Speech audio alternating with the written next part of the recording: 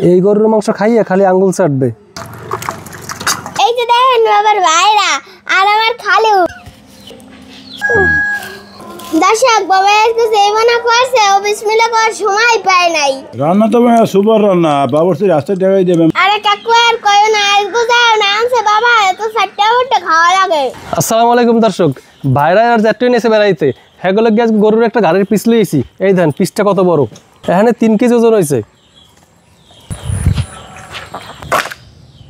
ঘাড়ের পিস তো আনলাম, কিন্তু আর কাটমু কেমন, কাটতে আমার সাহস হয় না।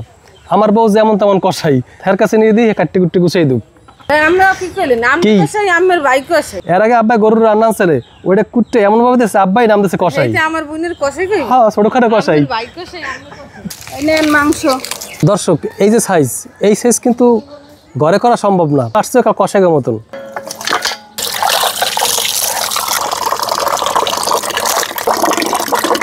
গোস্তটা ধুয়ে লইছি, এখন চড়াই দিম। গোস্ত চড়ানোর পান্নে পাতিল দিলাম, পাতিল না ডেকই বলা যায়, ছোটোখাটো ডেক।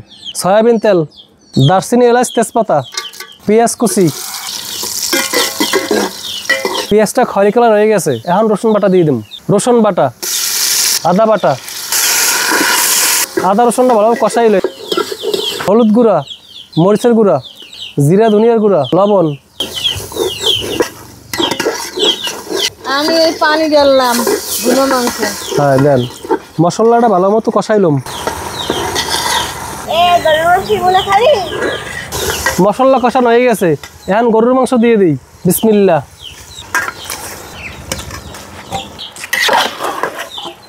মশলা যত ভালোভাবে কষাইবেন খাবার তত স্বাদ হইবে। এখন ঢাকি দিম।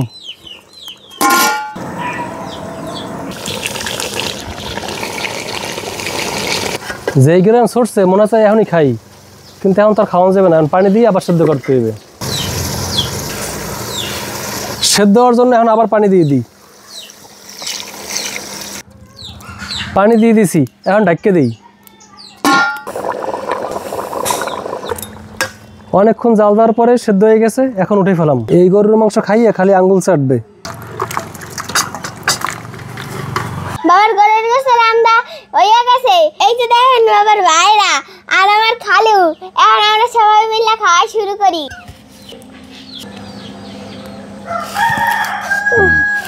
এই আপনি দিদি বিসমিল্লাহ কইছে, দিদি আগে খাওয়া শুরু করছে।